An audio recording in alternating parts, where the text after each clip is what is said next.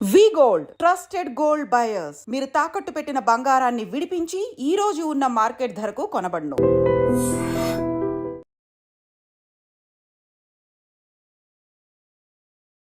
Hi, hello, నమస్తే, welcome back to dream media.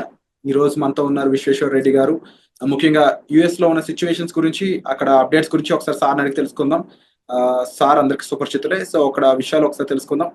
నమస్కారం విశ్వేశ్వర రెడ్డి గారు. నమస్కారం సార్. లేటెస్ట్ అమెరికన్ అప్డేట్స్ చూసుకున్నట్లయితే ఫస్ట్ థింగ్, ఎవరైతే డిపెండబుల్ వీసా మీద అక్కడ ఉంటూ ఉంటారో, ఎవరైతే గ్రీన్ కార్డ్స్ మీద వెళ్ళి అక్కడ ఉన్న వాళ్ళు, స్పౌస్ అయి ఉండొచ్చు, పేరెంట్స్ అయి ఉండొచ్చు, వాళ్ళు ఎయిర్పోర్ట్స్ లో ఉన్న టైంలో, సెలవులకి ఇక్కడ నుంచి వచ్చి అక్కడికి వెళ్తున్న టైంలో అయి ఉండొచ్చు, వాళ్ళ పాస్పోర్ట్స్ చేతికి ఇచ్చేయమని అక్కడ అధికారులు చెప్తున్నట్టు కొన్ని వార్తలు వస్తున్నాయి. Is it true? ఒకవేళ నిజంగా అక్కడ ఇలా ఇమ్మని అడిగినట్లయితే ఎయిర్పోర్ట్ లో ఏం చేయాలంటారు? ఎక్కడ ఎయిర్పోర్ట్ అంటున్నారు? హైదరాబాద్ ఎయిర్పోర్ట్, అమెరికన్ ఎయిర్పోర్ట్ అంటారు? అమెరికన్ ఎయిర్పోర్ట్ లో తిరిగి వెళ్ళినప్పుడు. మళ్ళీ you can rephrase the question.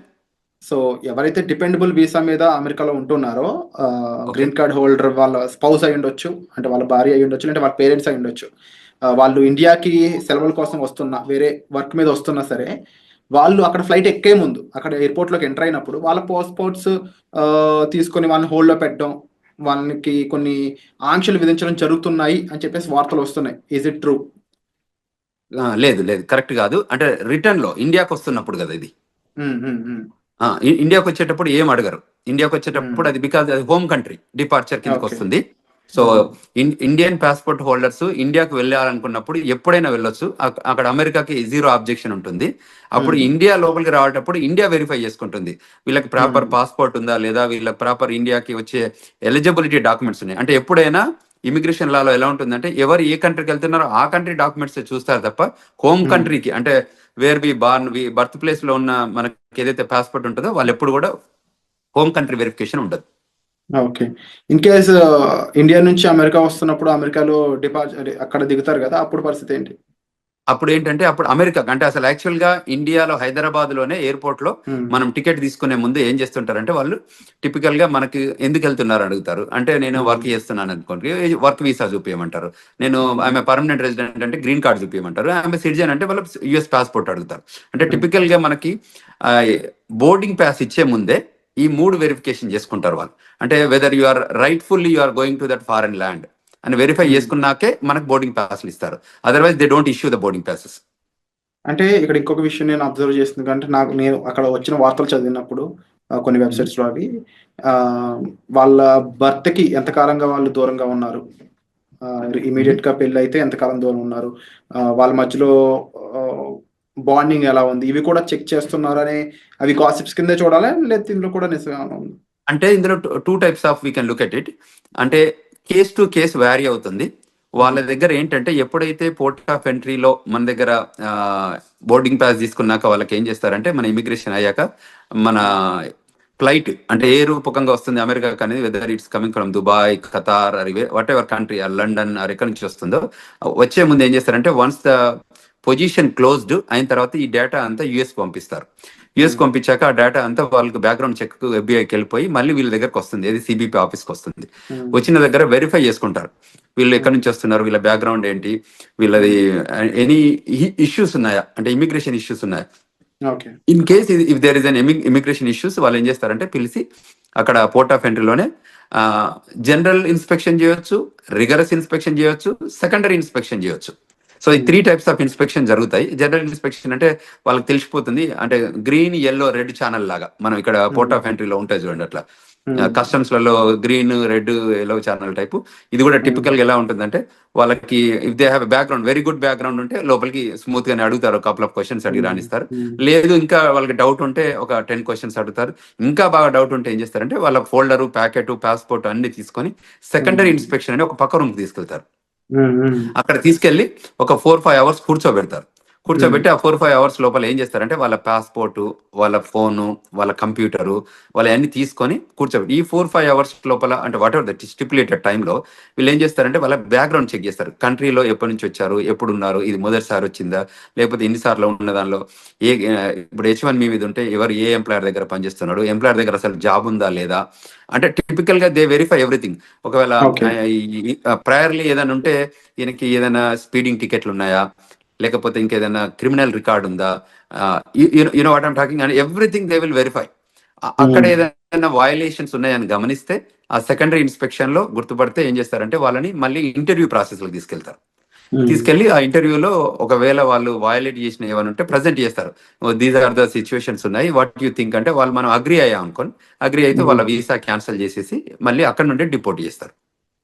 అంటే ఇప్పుడు ఫర్ ఎగ్జాంపుల్ జనరల్ గా అమెరికా పెళ్ళికొడుకు అంటే ఎక్కువ మంది ఇంపార్టెన్స్ ఇస్తూ ఉంటారు. ఆ రకంగా ఎప్పుడైనా వాళ్ళ అమ్మాయిని తిరిగి అక్కడ పంపినప్పుడు డిపెండబుల్ వీసా మీద అమ్మాయి వెళ్తుంది కాబట్టి కరెక్ట్, H4 వీసా మీద వస్తారు. కానీ అమ్మాయి బాగా చదువుకున్న అమ్మాయి అనుకోవచ్చు, ఎంటెక్ పర్సన్ అయి ఉండొచ్చు. ఇన్ కేస్ ఆవిడ నేను ఇక్కడ కూడా జాబ్ చేస్తాను ఏమన్నా పొరపాటు అక్కడ రివీల్ చేసి ఉంటే అప్పుడు సిచ్యువేషన్ ఎలా ఉంటుంది? ఆ పాసిబిలిటీ, అదే ఆ ఇంటర్వ్యూయింగ్ ప్రాసెస్ అని ఇంత ముందు చెప్పాను కదా.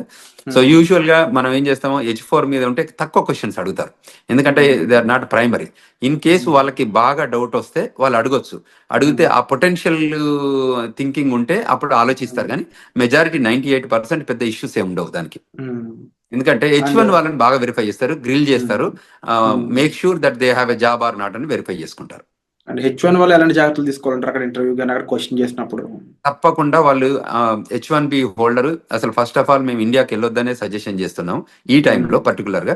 ఇన్ కేసు వాళ్ళు ఇండియాకి వెళ్ళాల్సి వచ్చి ఎమర్జెన్సీ సిచ్యువేషన్ వెళ్ళాల్సి వస్తే వచ్చే ముందు మీరు ఏదైతే ఎంప్లాయర్ దగ్గర పని చేయబోతున్నారో ఆ ఎంప్లాయర్ దగ్గర నుంచి ఒక క్లయింట్ లెటర్ కానీ, మీ ఎంప్లాయ్మెంట్ లెటర్ కానీ, మోస్ట్ రీసెంట్ పే స్టెప్స్ కానీ, లాస్ట్ W2s కానివ్వండి, ఇవి మీరు ఒక ఫోల్డర్లో పెట్టుకోండి. వాళ్ళు వచ్చి అడిగినప్పుడు మీరు ఫేర్ గా చూపించేటట్టు, అంటే పాస్ట్ 2-3 ఏళ్ల నుంచి ఆ కంపెనీతో పనిచేసి ఉంటే వాళ్ళ కంపెనీ W2s కానివ్వండి, మోస్ట్ రీసెంట్ గా మనం ఇయర్ లో పే స్టబ్స్ ఉంటాయి, ఎవ్రీ మంత్ కానీ 15 days కానీ పే స్టబ్స్ ఉంటాయి, అవి హోల్డ్ చేయడం కానీ, తర్వాత ట్యాక్స్ రిటర్న్స్ కానీ ఏవైతే ఉంటాయో అది కూడా, తర్వాత ఏదైతే క్లయింట్ లొకేషన్ లో పనిచేస్తున్నారో వాళ్ళ బ్యాడ్జ్ ఉంటుంది, ఆ కంపెనీ బ్యాడ్జ్ ఉంటుంది కదా, ఆ బ్యాడ్జింగ్ కూడా పెట్టుకొని ఉంటే జాగ్రత్తలు ఉంటే వాళ్ళు ఏ క్వశ్చన్స్ అడిగినా మనం 1 by 1 మనం ప్రజెంట్ చేయగలిగితే ఏమవుతుంది అంటే వాళ్ళకి కూడా కాన్ఫిడెన్స్ వస్తుంది. దిస్ గైజ్ వర్క్ ప్లేస్ లో ఉంది, ఈయనకి పర్మనెంట్ ఎంప్లాయ్మెంట్ ఉంది అక్కడ, సో అంచేత మనం ఆయనని వెల్కమ్ చెప్పాలి అన్నట్టు ఉంటుంది. వాళ్ళు వెరిఫై చేసుకొని అవన్నీ వ్యాలిడ్ ఉంటే తప్పకుండా వాళ్ళు వెల్కమ్ చెప్తారు, అండ్ విత్ గుడ్ మూమెంట్స్ తో వెల్కమ్ చెప్తారు.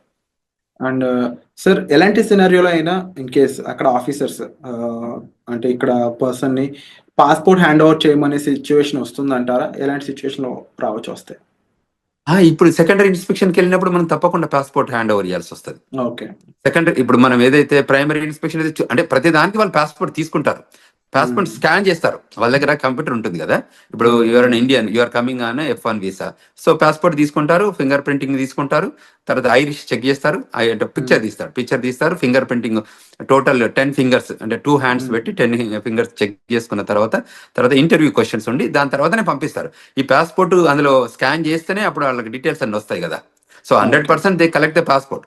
ఓన్లీ థింగ్ ఏంటంటే గ్రీన్ లాగా ఉంటే మళ్ళీ they will hand over everything, passport ఇచ్చేసి నో వెల్కమ్ టు అమెరికా అని చెప్పేసి పంపించేస్తారు. సో అది H1B ఏదంటే వాళ్ళ ఎంప్లాయ్మెంట్ ఉందా లేదా వెరిఫై చేసుకొని ఆ క్వశ్చన్స్ అడుగుతారు, ఎక్కడ పని చేస్తున్నారు, ఏంటి, ఏ జాబ్ చేస్తున్నారు, ప్రోగ్రామ్ అనలిస్టా ఏంటి అంటే డేటా అనలిస్టా, దోస్ కైండ్ ఆఫ్ క్వశ్చన్స్ అన్నట్టు. సో క్లయింట్ లొకేషన్ లో జాబ్ ఉందా వెరిఫై చేసుకొని, మీ ఎంప్లాయర్ తో టచ్ లో ఉన్నావా, అంటే దీస్ ఆర్ ద కొన్ని కామన్ మినిమం క్వశ్చన్స్ ఉంటాయి కదా. ఆ మినిమం క్వశ్చన్స్ అడిగాక మళ్ళీ దే హ్యాండ్ ఓవర్, లోపలికి వెళ్ళాక ఫస్ట్ పాస్పోర్ట్ తీసుకొని క్వశ్చన్స్ అడిగాక మళ్ళీ పాస్పోర్ట్ హ్యాండ్ ఓవర్ చేస్తారు. సో పాస్పోర్ట్ తీసుకోవడం అనేది ఒక common practice. Only American citizens అయి ఉండి వాళ్ళకి గ్లోబల్ ఎంట్రీ ఉంటే తప్ప వీళ్ళని యూజువల్ గా గ్లోబల్ ఎంట్రీ ఉన్న వాళ్ళకి ఎలా ఉంటుందంటే వాళ్ళకి ఐరిష్ తో టెస్ట్ చేస్తారు, వాళ్ళకి ఇండిపెండెంట్ గా వాళ్ళే స్కాన్ చేసుకోవచ్చు, వాళ్ళే పిక్చర్ దిగొచ్చు. ఇప్పుడు యాప్ కూడా వచ్చింది, గ్లోబల్ ఎంట్రీ యాప్. సో అందులోనే వాళ్ళు ఫోటోలు తీసుకొని సబ్మిట్ చేస్తారు, ఆఫీసర్ CBP ఆఫీసర్ వెరిఫై చేసుకొని ఎవ్రీథింగ్ గుడ్ ఉందంటే వాళ్ళ ఈవెన్ పాస్పోర్ట్ కూడా అడగరు, యూ కెన్ గో అని చెప్పేస్తారు. ఎందుకంటే వాళ్ళకి బ్యాక్గ్రౌండ్ చెక్లు, వ్యాలిడేషన్ అంతా జరుగుతుంది కాబట్టి. అండ్ అలాగే ఇంకా లేటెస్ట్ అప్డేట్ ఇంకోటి చూసుకున్నట్లయితే సెంట్రల్ యూనివర్సిటీ ఆఫ్ మిచిగన్ లో ఒక చైనీస్ స్టూడెంట్ తను సోషల్ మీడియాలో కొంచెం యాక్టివ్గా ఉండడం, అది కూడా అమెరికాకి ఆపోజిట్ గా తను చేసిన రెస్పాన్స్ అనేది తను డిపార్ట్ చేసే విధంగా మారింది. ఇప్పుడు జస్ట్ 6 months స్టడీ లెఫ్ట్ ఉందంటే తనకి 2016లో తను వెళ్ళాడంట స్టడీస్ కోసం. అలాంటి సిచ్యువేషన్స్ లో ముఖ్యంగా సోషల్ మీడియాలో మనం అంటే రియాక్ట్ అయ్యే విధానం కానీ, ఆఖరికి ఒక పోస్ట్ US కి ఆపోజిట్ గా ఉండే ఒక పోస్ట్ ని మనం లైక్ చేసినా కూడా అది మన మీద కాస్త తీవ్ర ప్రభావం చూపిస్తుందని చెప్పేసి వస్తున్నాయి వార్తలు. ఈ పరంగా ఇండియన్ స్టూడెంట్స్ ఎవరైనా ఎఫెక్ట్ అయ్యే ఛాన్స్ ఉందా? అసలు అక్కడ స్టూడెంట్స్ ఎలాంటి జాగ్రత్తలు తీసుకోవాలంటారు? Correct, very good question Virat. టిపికల్గా ఏంటంటే మనకు ఈ ఇక్కడ కంట్రీలో మనం non immigrant aliens we are here for a short term, అంటే టర్మ్ బేస్డ్ వస్తున్నాం మనం ఈ కంట్రీలోకి. అది F1 అయితే 2 to 5 years, H1 అయితే 3 to 6 years, and permanent residence అయితే యూ హ్యావ్ రెసిడెన్సీ రిక్వైర్మెంట్ ఉంది కాబట్టి అది ఫాలో అయితే ఇస్తారు. సో ఎక్కడైతే నాన్ ఇమిగ్రెంట్ ఏలియన్స్ ఉంటారో వాళ్ళకి ఈ స్పెషల్గా ఈ రూల్స్ అని అప్లై అయ్యేది. ఎందుకంటే మనం కంట్రీ లాయాలిటీ చూపిస్తే తప్ప మనం కంట్రీ లోపలికి రానివ్వరు. సో కంట్రీకి అగనెస్ట్గా చేసే యాక్టివిటీస్ ఏదైనా సోషల్ మీడియా రూపకంగా కానీ వాళ్ళకి ఎక్కడైనా అబ్జర్వ్ చేసి ఉంటే వాళ్ళు వెరిఫై చేసుకుంటారు. వెరిఫై చేసుకొని క్వశ్చన్ చేస్తారు.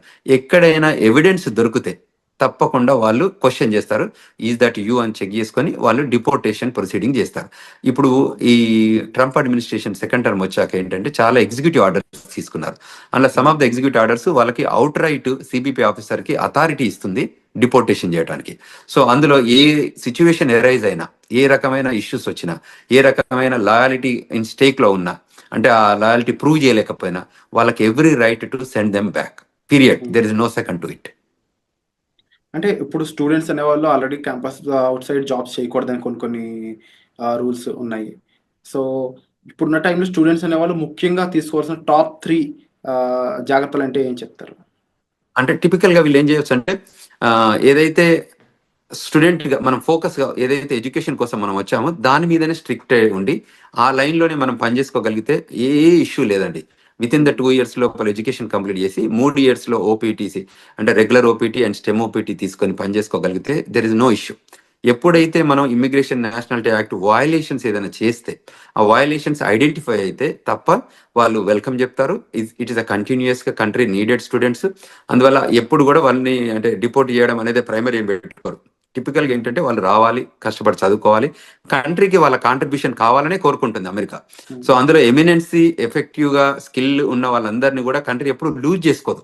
ఎప్పుడైనా స్కిల్ లేబర్ కానివ్వండి, స్కిల్ నాలెడ్జ్ ఉన్న వాళ్ళు కానివ్వండి, ఎడ్యుకేషన్లో కానీ ఎంప్లాయ్మెంట్ కానీ ఎక్స్ట్రాడినరీ ఎబిలిటీ మనం పెర్ఫామ్ చేస్తే అమెరికా ఎప్పుడు కూడా వెళ్ళగొట్టదు.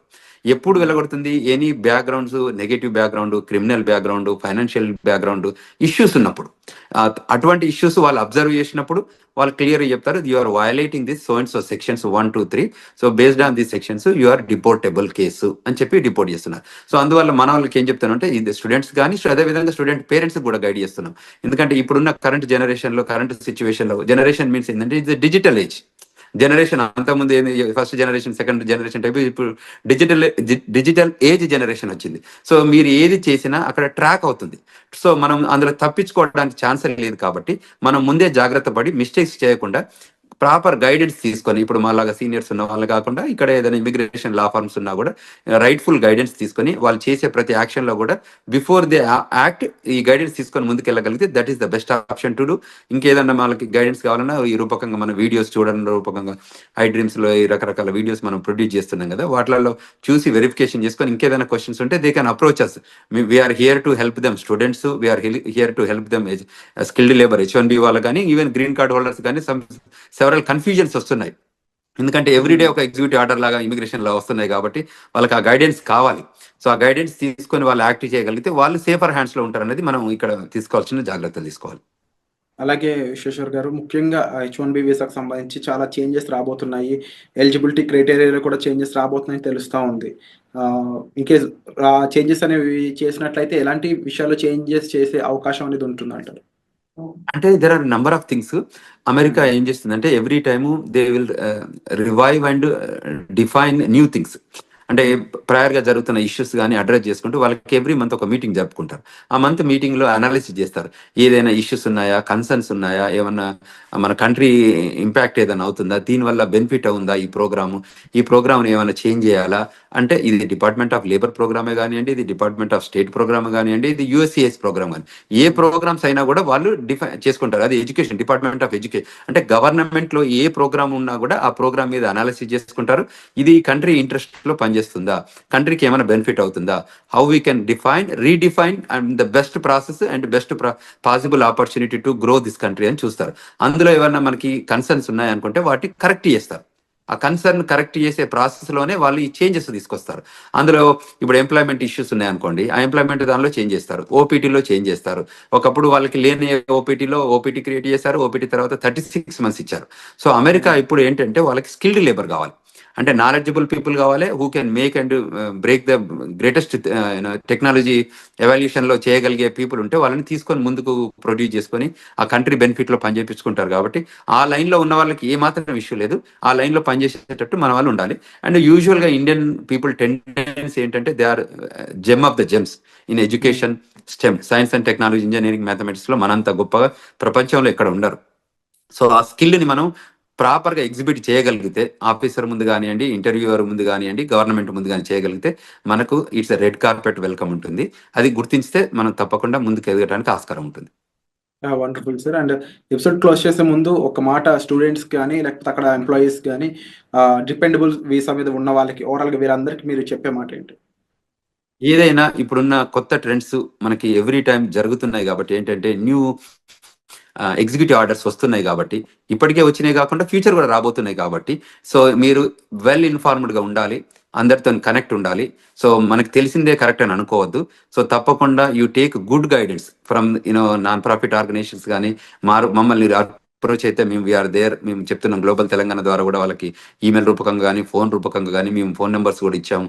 సో అమెరికాలో ఉన్నాం కాబట్టి అదేవిధంగా మనకి ఏదైనా law firm, immigration law firm guidance కానివ్వండి, సజెషన్స్ కానివ్వండి తీసుకోవాలి. ఇవాళ మేము yesterday organised global Telangana association ద్వారా ఒక సెమినార్ ఆర్గనైజ్ చేశాము, వెబినార్ ఆర్గనైజ్ చేశాము. బ్రహ్మాండంగా ఒక 1000 మంది జాయిన్ అయ్యారు. 1000 మంది స్టూడెంట్స్ రూపకంగా ఇమిగ్రేషన్ రిక్వైర్మెంట్ ఏమున్నా కూడా ఇప్పుడు కరెంట్ లో జరుగుతున్న ఇమిగ్రేషన్ ట్రెండ్స్ పైన ఏవేవైతే ఇష్యూస్ ఉన్నాయో వాటిపైన మేము ఆర్గనైజ్డ్ విత్ సీనియర్ ఇమిగ్రేషన్ అటార్నీతోని కాన్ఫరెన్స్ కాల్ ఆర్గనైజ్ చేస్తే there are number of peoples join అయ్యారు. వాళ్ళ క్వశ్చన్స్ ఒక 2.5 గంటల కాన్ఫరెన్స్ కాల్ జరిగింది. అంటే అంత సేఫ్ క్వశ్చన్స్ అడిగారు వాళ్ళంతా. So it is very informable. అట్లా ముందుకు వచ్చి తెలుసుకోగలిగితే that is the greatest thing. So మేము అదే చెప్తున్నాం. అది F1 కానివ్వండి, H1 కానివ్వండి, గ్రీన్ కార్డ్ హోల్డర్స్ కానివ్వండి, ఈవెన్ సిటిజన్స్ కానివ్వండి, ఈ కంట్రీ రిక్వైర్మెంట్స్ ఏమున్నాయి, ఇప్పుడు సిటిజన్షిప్ అయినా కూడా గ్రీన్ కార్డ్ అయినా కూడా మనం ఈ AR11 అప్డేట్ చేస్తున్నామా, మనం F1 H1 వాళ్ళు కూడా AR11 అంటే స్టేటస్ మనకి అడ్రస్ అప్డేట్ చేస్తున్నామా, లేకపోతే రిజిస్ట్రేషన్ రిక్వైర్మెంట్స్ అప్డేట్ చేస్తున్నామా. మనం ఈ కంట్రీలోకి వచ్చాం కాబట్టి మనం ఈ కంట్రీ నామ్స్ అంటే లా ఆఫ్ ద ల్యాండ్ ఎలా ఇమిగ్రేషన్స్ ఉన్నాయో, ఇమిగ్రేషన్ నేషనల్ యాక్ట్ రూల్స్ ఏది ఉన్నాయో మనకు తెలిస్తే ఫాలో అయిదాం, తెలియకపోతే తెలుసుకొని ఫాలో అయిదాం. Bottom line we need to follow the rules. So if you follow the rules there is no issue. This country is the best country to live and this the best country to welcoming. And the country people కూడా చాలా బాగుంటారు. మనం కూడా grow కావడానికి opportunity ఉంటుంది. మన పిల్లలకు కూడా చాలా కంఫర్టబుల్గా సెటిల్ అవుతారు. సో అక్కడ ఉన్న చదువుకునే స్టూడెంట్స్ అయి ఉండొచ్చు, వర్క్ చేసే వాళ్ళు అయి ఉండొచ్చు, ఎవరు కూడా ఇన్సెక్యూరిటీస్ ఏం పెట్టుకోకుండా ప్రాపర్గా ప్రొఫెషనల్స్ని కలిసి మీ డౌట్స్ అనేవి సాల్వ్ చేసుకోగలిగినట్లయితే మీరు ఒక సేఫ్ అండ్ సెక్యూర్ లైఫ్ అక్కడ లీవ్ చేయొచ్చండి. దాంతోపాటుగా అంతగా మిమ్మల్ని ఇబ్బంది పెట్టే విషయం వస్తే మాత్రం తప్పకుండా ఇమీడియట్లీ మీరు ఒక ప్రొఫెషనల్ కానీ, ఎంబసీ సైడ్ పీపుల్ కానీ, లేకపోతే అక్కడ లా ఫీమ్ సంబంధించిన పర్సన్స్ అయి ఉండొచ్చు, లేకపోతే మన విశ్వేశ్వరరావు గారు లాంటి ప్రొఫెషనల్స్ మీరు కలిసినట్లయితే కాస్త జాగ్రత్తలతో పాటుగా మీకు కాస్త గైడెన్స్ ఇచ్చే ఛాన్సెస్ అనేవి దొరుకుతాయి. సో తప్పకుండా మీరు తీసుకునే ఇనిషియేషన్స్ అనేవి చాలా గ్రేట్ విశ్వేశ్వర్ గారు. తప్పకుండా మీరు కండక్ట్ చేసే వెబినార్స్ అయి ఉండొచ్చు, లేకపోతే ఇలా ఇంటర్వ్యూస్ రూపంలో అయి ఉండొచ్చు, చాలా ఇన్ఫర్మేషన్ని చాలా మందికి అందిస్తూ ఉన్నారు. So we are thankful and thank you so much for great information. మరిన్ని అప్డేట్స్ పై త్వరలోనే మరొక ఇంటర్వ్యూతో మీ ముందుకు వస్తాం. Thank you so much.